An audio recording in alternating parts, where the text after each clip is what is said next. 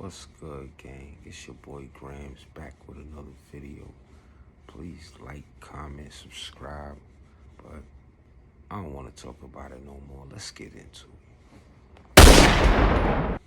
I want to give them a shout out for believing in the victims and not victim shaming. I want to give them a shout out for understanding the rules of the rules. And the court system, no matter what, says no to grown men violating children. Under no circumstances should a child be victimized or blamed for what an adult does to them. I want to give a shout out to the white court system for not doing what black people did to me and saying, you wanted it. You went back. You was 7 years old. You was 12 years old. When I was 15 years old in the street, I was catching bodies.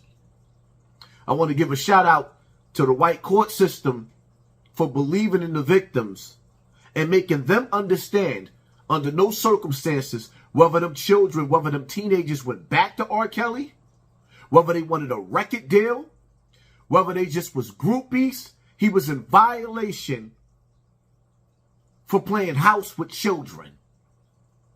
Under no circumstances do we and see in the black community,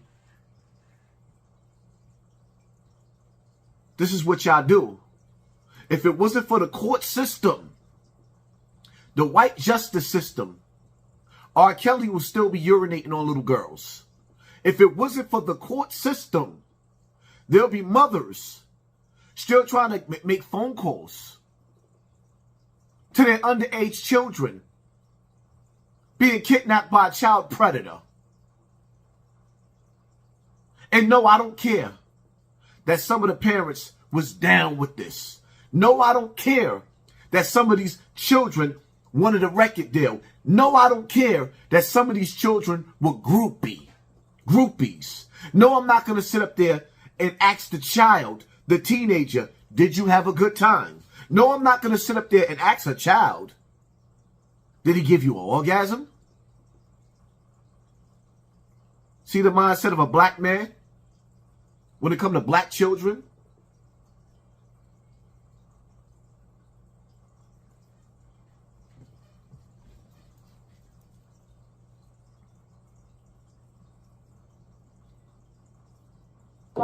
And these are this is the time for his crimes in Chicago. He will serve 228 months concurrent or at the same time as his 30-year New York sentencing, 12 months outside of it. This just came down here at the Dirksen Federal Building. You'll recall R. Kelly already serving 30 years for federal racketeering from a case in New York, and now the judge handing down that sentence in court today. It was a very emotional day. We did hear from the victims who read some impact statements. R. Kelly was convicted here in Chicago back in September on 3 counts of producing child pornography and 3 counts of enticing a minor to engage in sexual activity. The victims in their impact statements described the abuse they endured, calling Kelly, quote, abusive and dominating and a child predator. They talked about the shame and trauma they continue to feel. So again, judge handing down his sentence this morning, 228 months concurrent to his New York sentencing, which means it will happen at the same time, and then 12 consecutive months outside of that sentencing. Watch breaking news on YouTube. Subscribe to ABC7 Chicago Eyewitness. So basically, the court system said, we're not going to tolerate that in different states. He got 30 years in one state and 20 years in another state and 12 consecutive years that he has to do. So altogether, that's 60 years. Now, if New York run the 20 years with the 30 years concurrent, that means that he's still only going to do 30 years and the 20 years will be done at the same time. Either way, R. Kelly is done. The district attorney and the judge didn't sit there together and say, you know what? These victims wanted it. They cooperated with R. Kelly. That's not the conversation. That's the conversation of the slaves in America. This is what we do to our children. This is what the black community did to me. And y'all enjoy it. But the white man system, well, we see how they do. They don't take no prisoners. It is what it is, man. At some point in some time, you women out there, be careful of the men that you lay down with.